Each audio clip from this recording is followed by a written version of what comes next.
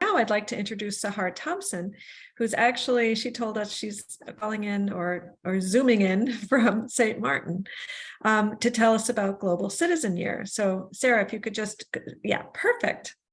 Great, go ahead. Sarah, tell us about, Sahar, tell us about Global Citizen Year. No worries. Hi, everyone. Thank you so much for joining today. I'm going to go ahead and share my screen. Can you see just the presentation? Awesome. As Marie mentioned, my name is Sahar Thompson. I'm zooming in from St. Martin, based in the Caribbean, and I am also from here. I'm an alum of Global Citizen Year, and I'm currently working as their outreach coordinator, admissions coordinator. And for those of you who may not be familiar with what we do as an organization, we're an education nonprofit, unlocking young people's potential to drive meaningful change. And I would say that our gap semester program would be for you if you are focused on social change, personal development, and immersing yourself in a new cultural context with a global cohort. So if that's something that you're interested in, then maybe our program could be something to consider. In terms of our signature offering is called Take Action Lab, and it's currently how we are equipping young people ages 17 to 21. So these are high school graduates ages 17 to 21 from around the world with the perspectives, skills, and insights to solve, humanity's most urgent global challenges. And I just want to talk about why I, as an alum, chose to do Global Citizen Year after high school. So, as I was in my senior year, I found Global Citizen Year as an 18-year-old who was tired, kind of burnt out from the workload of high school and, managing exams and deadlines and trying to keep up with the expectations of all the adults around me. I had kind of lost my sense of self and all of that. And I felt like I didn't have as much space to explore life's biggest questions at the time. And those questions for me were questions like, who am I? What is my purpose? How do I make a lasting difference in my community? And it was at that point that I decided I wanted to pursue an intentional gap year and explore these questions further in an environment that was outside of the classroom. And so when I was looking for this type of gap year, I really wanted to develop myself personally, find a sense of deep meaning in life, and gain the tools that I needed to make a change in my community, as well as growing alongside a group of like-minded peers and young change makers from around the world. And I also knew the power of an alumni network. So being able to join, after I finished the program, a lifelong community of people who are continuing to do this work of understanding themselves more, understanding the world more, and pursuing that sense of fulfillment. And so with that, I found Global Citizen Year, which has been doing this for the last 12 years and has specialized in offering exactly these types of learning outcomes for high school graduates. And we've also focused on kind of reinventing the transition into adulthood after high school. It's a lot of what Marie was saying, about understanding those soft skills, as we call them at Global Citizen Year, those human skills, and how we can really learn to apply those into the college experience or into the career experience after our time in program. And I will say that in terms of personal impact, the program allowed me to really rediscover myself and my passion for learning. And finally, when I did enter university, I entered it with a newfound sense of confidence in myself, a deeper curiosity towards my learning, and life skills that continue to benefit me and my community today. And so what exactly is Take Action Lab? So first and foremost, it's an immersive gap semester program, 4 months long, in Cape Town, South Africa, that's focused on the theme of human rights. And so in terms of some of the learning outcomes from our program, we focus on especially self-discovery and global orientation. And I'm happy to share the syllabus with you all in the chat as well. But really focusing on those two themes as some of the main ways that we'd like to impact our students. And so in terms of the actual program experience, it's broken down into a few core components. So within the 4 months of being in the program, 1 month is online, and the other 3 months are in person in Cape Town.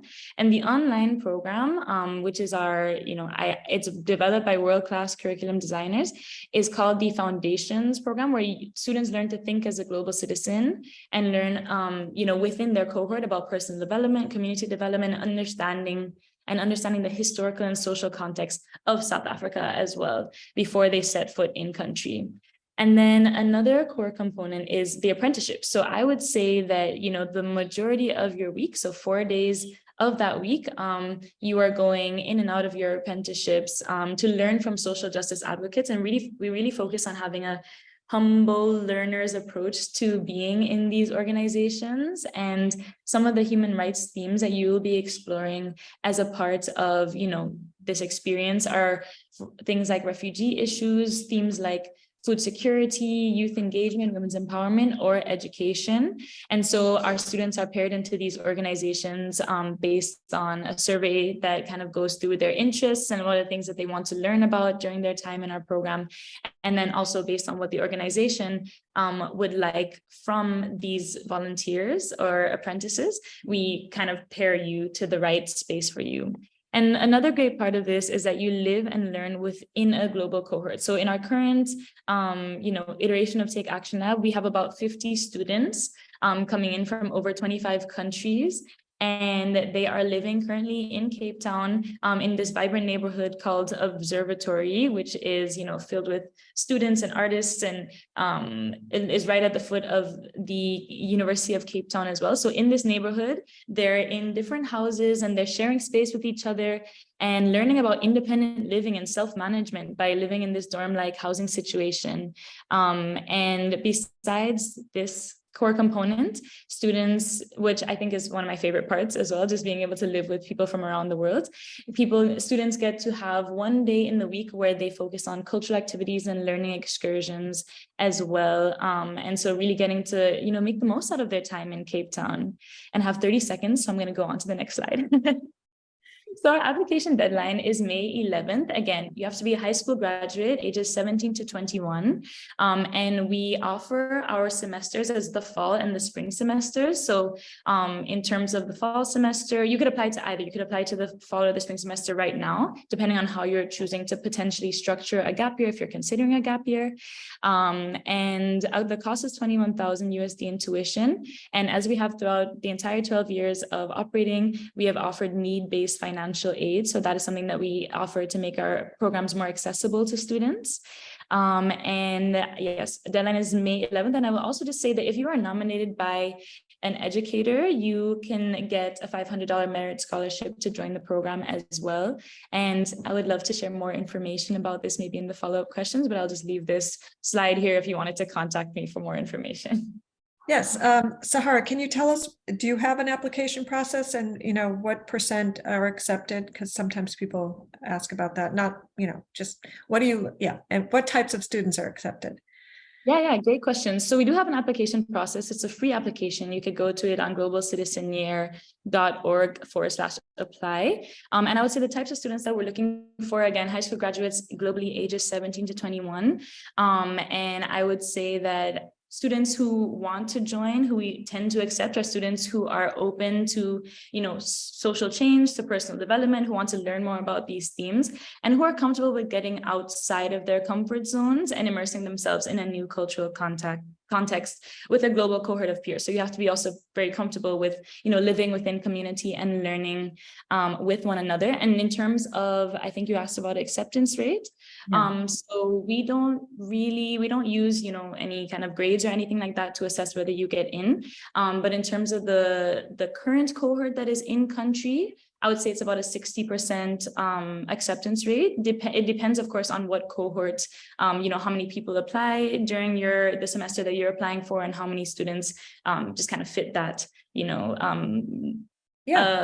role as students that we're looking for. But yeah, about 60% for the current cohort in country. And what are the top benefits of having attended, would you say, the top 2 or 3 benefits that they report?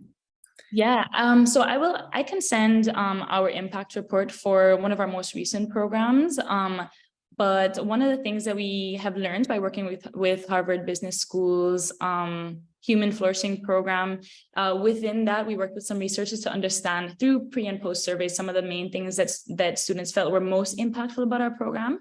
And I would say the things that were statistically significant improvements in terms of human skills or soft skills that our students gained were things like, having a significant increase in happiness and mental health, in clarifying their sense of self, having more of a global perspective, and also in, you know, being more ready for college when the time did come for them to apply. And so I think those are some of the things that I think are really important. And again, I'd love to share that impact report about our, you know, previous program.